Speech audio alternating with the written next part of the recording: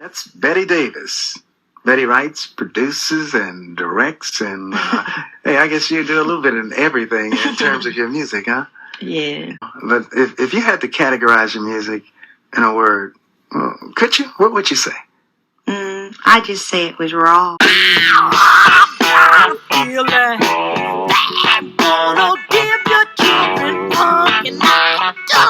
You guys, welcome back to my channel. In my last video, I mentioned how I would be starting a series that would be highlighting artists that you all may not be that familiar with. And it was always my intent to begin the series with a video about Miss Betty Davis. And I'm just so heartbroken to learn about the passing of Miss Davis. She did pass away on February 9th, 2022 at the age of 77, surrounded by family in Homestead, Pennsylvania. And now it is just so much more important for me to get this video out there and just give her flowers. I always felt as a fan she never got the flowers she truly deserved.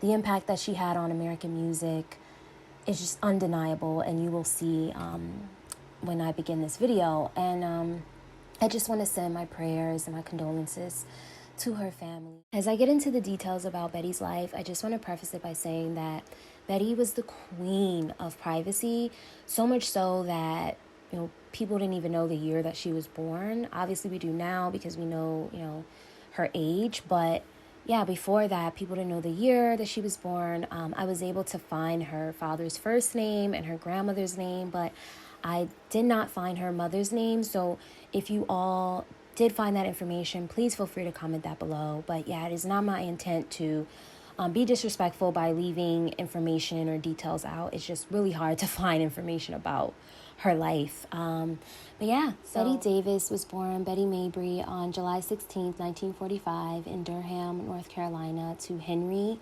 Again, I was not able to find her mother's name. And she was also raised by her grandmother, Beloa Blackwell, for some time on her farm in Reidsville, North Carolina. Her grandmother was the first one to introduce her to blues music, and Betty instantly fell in love. She loved musicians and singers such as Big Mama Thornton, Mahalia Jackson, Ma Rainey, which completely makes sense now. Like, completely makes sense if you listen to any of her songs. That growling, husky voice that she would emulate totally makes sense now.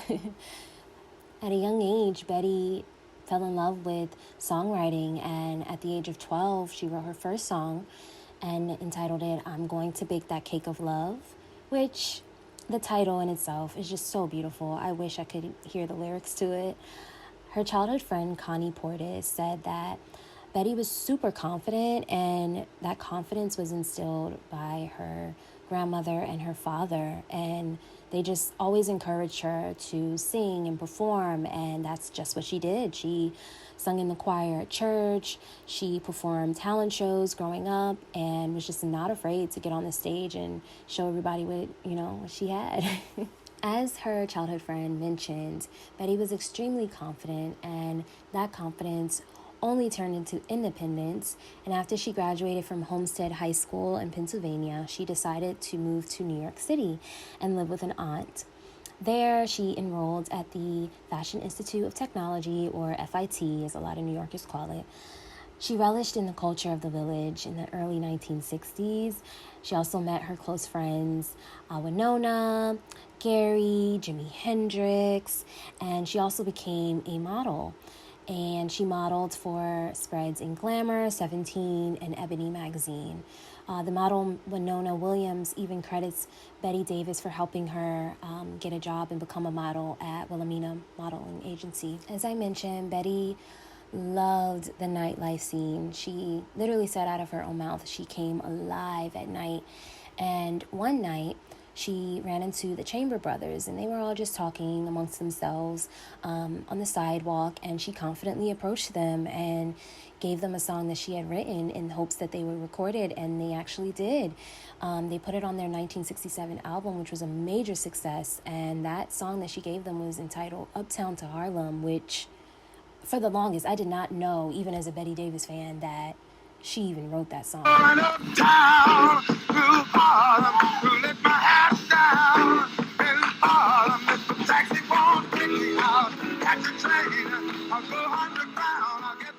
So her songwriting career kind of just took off after that. And she continued modeling on the side, but she did eventually become bored with it, stating, "I didn't like modeling because you didn't need brains to do it.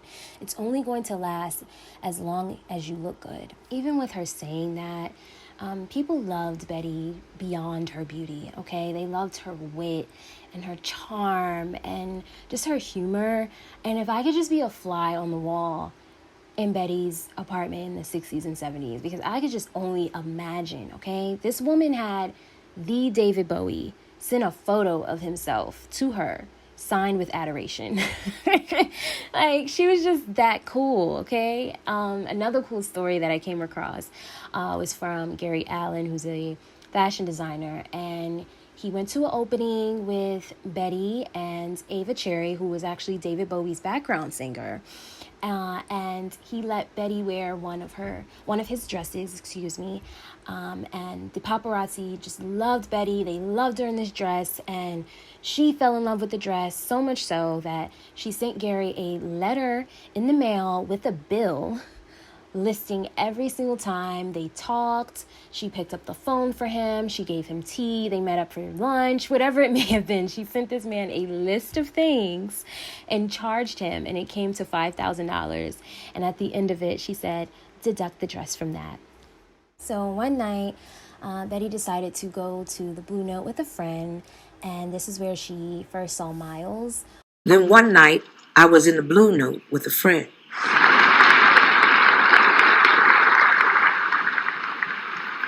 There was this trumpeter on stage with a straight suit. I didn't care much for his jazz mind. But when I saw his shoes, I dug those shoes. And I told him so right there and then.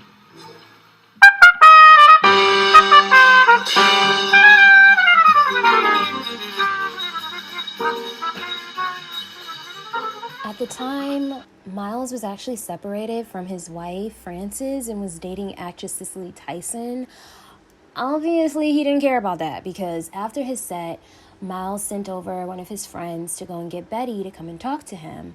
And I could just imagine how she walked over to him. Oh my God, she just was the epitome of cool. But she walked over to him. She, complimented him on his shoes. And I'm just guessing they just had a great time talking. After the night was over, a friend of Betty mentions that Betty actually followed Miles home and knocked on his door. And he opened the door with Cicely Tyson. And she looked over at Cicely, and she looked over at Miles, and she said, "When you get rid of her, I'll be back." You guys, I know that is not right, but I mean, the level of confidence that you have to say that to a man in front of his girlfriend, I couldn't even. Betty girl, woo. I guess her little pickup line worked, honey, because Betty began dating Miles in 1968, and they later married that September. Once they started dating, she mentioned that he bought her a limo and she got rid of his clothes. She went into his clothes and ransacked the whole closet, honey. She threw out when I say threw out, she physically threw his Italian suits out of the window. Could you imagine walking down the street and one of Miles Davis' suits falls on the top of your head? And Betty just probably laughing out the window. Oh my God. Like I said, if I could just be a fly on the wall, I'm probably going to say that so many times in this video, but it's just, the stories are just amazing. Betty was a huge influence on Miles, so much so that his style completely changed. He started wearing tight leather pants and all the crazy sunglasses that we've seen him in, and the fringe, and all of that was thanks to Betty. And one of his friends, Quincy Troop, who actually wrote Miles Davis' biography, also said that in the beginning, when he met Miles, Miles was unfortunately on drugs at the time. And after meeting Betty, all of that had changed. He had stopped drinking, he stopped doing drugs, he started swimming, taking up boxing, exercising. Like, he had completely changed into another person, and this was new for a lot of his friends. And Miles was also really obsessed with the idea of not growing old or stale. And unfortunately, jazz at that time had started becoming a little, stale. And, the Black community started gravitating more psychedelic colors and just the craziness of the 70s. And Betty helped him a lot throughout that transition. We start to slowly see this transition into his music as well. With Kilimanjaro, he actually put Betty's face on the cover of the album and included a tribute song to her entitled Mademoiselle Mabry. From there, Betty continued to push Miles further and further just to be free and bold in his music. And under Betty's influence, he purchased a wah-wah pedal, which was typically used for guitar musicians. He turned his trumpet into an electric instrument, which was just insane, okay, to the jazz world. This was huge, okay? He then decided to hire bass and electric guitar players and just get more funky, essentially.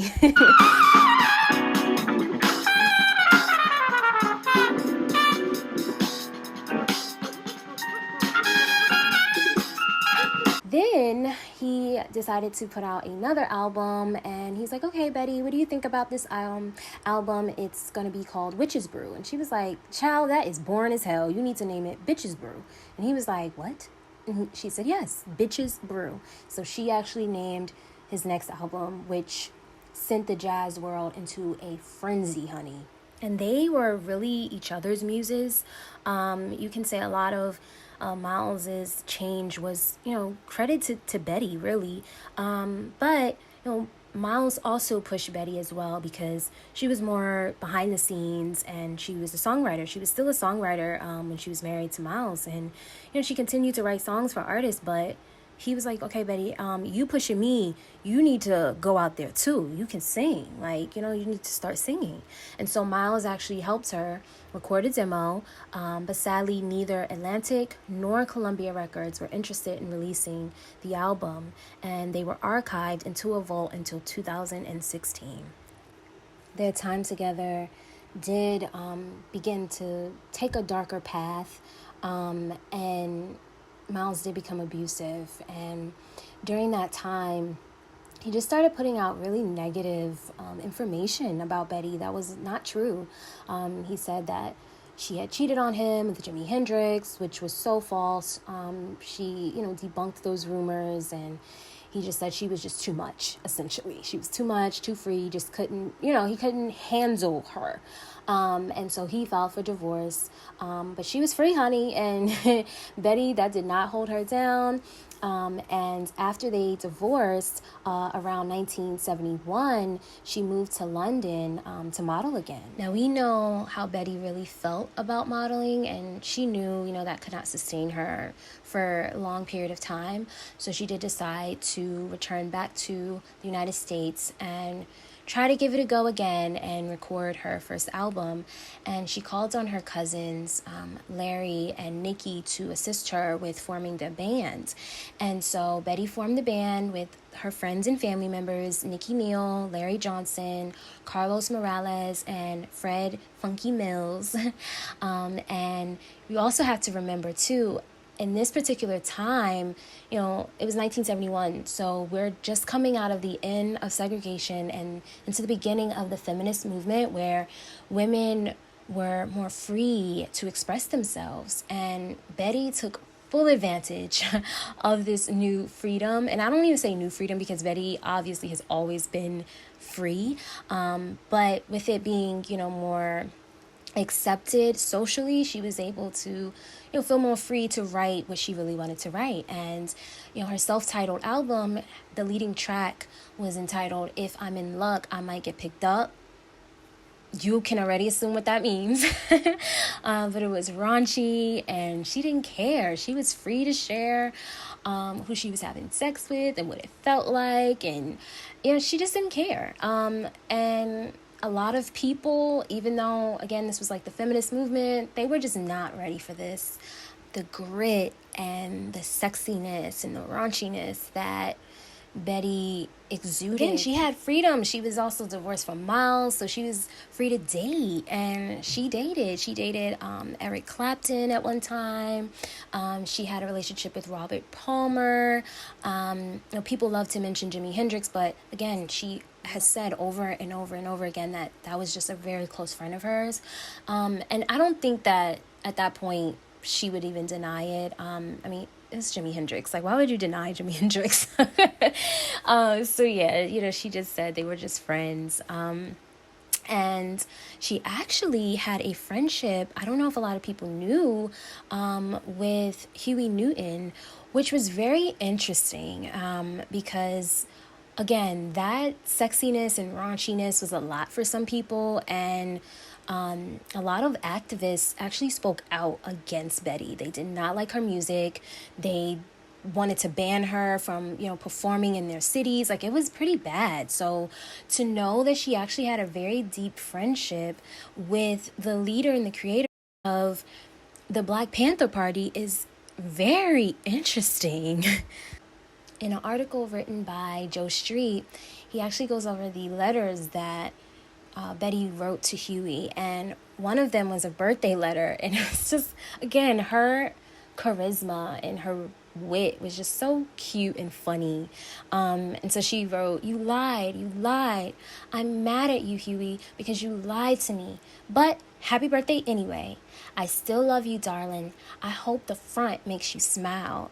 In the front of the letter was actually a photo of Betty that was actually her cover for her next album, They Say I'm Different.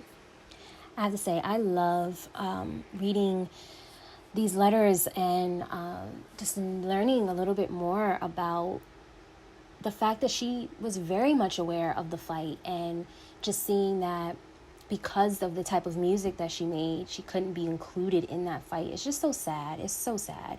But getting back to like another fun story, another little tidbit that I learned about Betty, she just did really strange things as well. And Carlos, a band member of hers, actually said that they had pulled up to a recording studio, and they all got out the car and they're all walking towards the door, and he's like, wait a minute, where's Betty? And he turns around and Betty's still in the car, just chilling.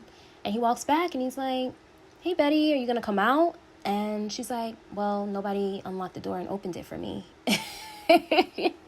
So she just sat there and waited. And so he opened the door for her and she got out. And it's just so cute. Like I said, it's so cute to learn these little stories about her and just show the nuance of just the type of woman that she was. One of Betty's first debut concerts took place at the Bottom Line in 1973, and she was 28 at the time. And by that time, her first full album was released, and Vernon Gibbs, who was actually a writer for Penthouse magazine at the time, said that he went to the concert and he was very, very transfixed. The jungle from Milwaukee. She stepped down in her shoes.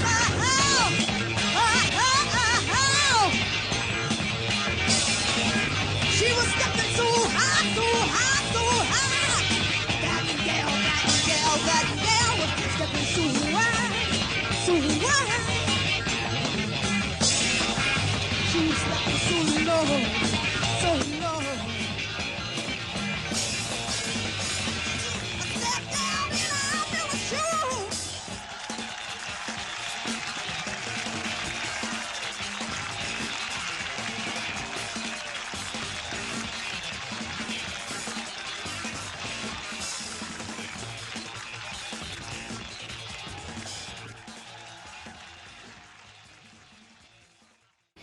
One man was also just as transfixed, probably a little bit more than him, because he just was enamored and kind of taken aback by Betty, so much so that he was walking away from the stage, like backwards, and fell over a table and smashed it. And it would just cause this chaos because that's how, I guess, sexy and free she was on stage. And again, you have to think, it was the time of like the Supremes and, my baby love. I'm not even about to sing. I don't know why I started.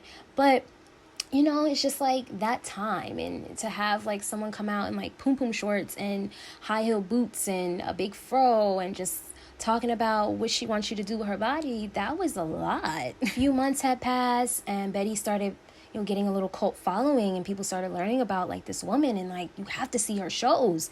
And she also released her second album, and Kiss actually attended one of Betty's shows because they had heard about her and they were really interested in them being an opening act. And they said, "Oh no, honey, once the show is over," they went to Betty's dressing room and they said, "Sweetie, you gonna steal the show, so sorry." They said, "No, honey, you cannot open the show, you cannot close the show, you cannot attend because you are going to steal the show." Kiss said this to a woman, a black woman at that, in the 1970s. It's amazing. At that time, Betty was also pretty recluse. She didn't do a ton of interviews. There's some articles that you can find. There's also the interview that I did put in the beginning. Betty, how's come we haven't really had an opportunity to see you perform now? You've been recording for quite a while. People, they only see the surface part of the music business, you see. They don't know what's going on. And it's not all glamour, and it's not all starlights. I've known a lot of musicians, and I know a lot of pain. I see. And I forgot to add in, too, it's kind of cute learning how the band would come up with their songs and melodies. And each of them got a cassette tape from Betty, and Betty would hum into the cassette tape, or the recorder, excuse me. She would hum whatever it is that she wanted them to play and give it to, the band members, and they would, learn the chords like that. And she knew exactly, like, she wrote the music, she wrote the lyrics. She was already on her third album. She didn't have a manager. Like, she literally was just doing it all on her own. And she really just was a beast, a force to be reckoned with. And her and Miles, again, they were divorced, but she did not care. She would still call him all times of the night and, "Hey, Miles, like, I need some chords. Like, can you come up with a chord for this song?" And she would play him his songs, and they were still very much so musical friends. So that was cool to learn as well. As I mentioned before, by that point, Betty was already on her third album, but she still didn't seem to get her career off the ground. She barely got any airplay on the radio. Soul Train refused for her to be able to come and perform on their show, and she kind of got lumped together in the fight against like the sexual image of black people, whether it be black men or black women. There was a huge fight against black exploitation films, and Betty kind of aligned with that type of way of dressing or expressing herself, and she really challenged way of thinking of how a woman should be and how they should act. And she had a lot of success in Europe, but like I said, the U.S., she was barred from performing on television. They felt like her sexual nature was too aggressive. And even some of her shows were boycotted. And her songs, again, like I said, were not played on the radio due to pressure by religious groups and the NAACP, of all people. And it was just really, this was difficult for Betty. And it goes back to, her being cognizant of what was going on in the world. Even though she was sexy and free on stage, she was still a black woman. So she knew what was going on at that time. But, she just did not get the support of her community, and that really did hurt her. But she still persevered on, and she still kept making music. And again, she did not have a manager or even a record deal at that point. But in 1975, Davis's lover, Robert Palmer, helped her in securing a record deal with Island Records, and shortly after, she was able to release her album Nasty Gal.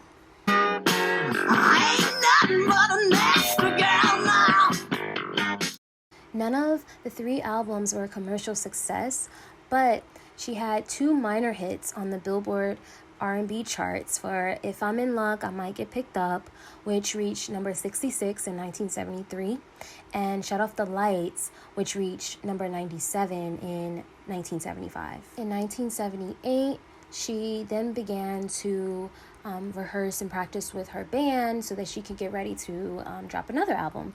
But unfortunately, at that point, it was just a lot of friction because you had the record execs in her ear telling her what she could and could not say or do, and her bandmates were like, okay, Betty, maybe we should do this or do that, or she just became really frustrated because she was really adamant on not being a sellout.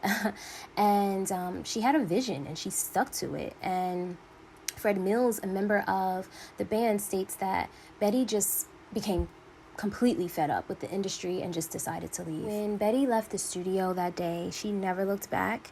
No one could seem to get a hold of her for a very long time. She didn't leave a number with anyone in her band, not even her cousins who were a part of her band.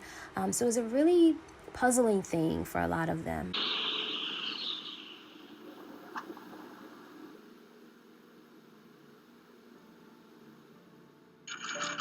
Recording. When I think about it now, I know many people tried to find me, wanted to ask me questions. But in the 1980s, she moved to Tokyo, Japan, where she created a new band. She released some new music. She actually spent time with silent monks. And she talks about this in her documentary as well. And she really loved the time that she spent in Japan. And then from there, she moved to London and had a few gigs there as well. But yeah, she couldn't seem to get a record deal in Japan or in London as well. So she did return back to the U.S. When Betty returned back to the U.S., a lot about her personality had changed. And her friend Winona, which seems to be one of the last people that she spent time with before going recluse, she stated that she started doing pretty irrational things like throwing her clothes into the pool and being really paranoid and telling Winona that she feels like people are out to get her. And so, they wanted her to get help. And so they did call for her mother's assistance. And her mother took her back to Pennsylvania, where she actually put Betty into a psych ward and allowed the doctors to give her psychotropic drugs, which a lot of her friends were not a fan of. They were really upset at her mother for this. But, at that time, mental illness, it was still pretty taboo to even talk about. And then the treatments for it were it was just horrific. So I'm trying not to cry right now, but I just could only imagine what she went through at that time. And she probably just really wanted someone just to listen to her, and they just pumped drugs into her. And after she left the psych ward and her treatment was done, later Betty did find out that her father had passed away, which had a huge impact on Betty mentally. She was extremely close to her father, extremely. And her father died first. And I don't think Betty Gray ever got over her father's death. She never got over it. So I think that really had of course, it would have an impact on anyone. But the impact was greater on Betty because it kind of affected some stability, some mental stability. And from that time forward, there was a change. At that point, Betty had just become a recluse, and no one could seem to get a hold of her, not even, again, like I said, her cousins or her very close friends.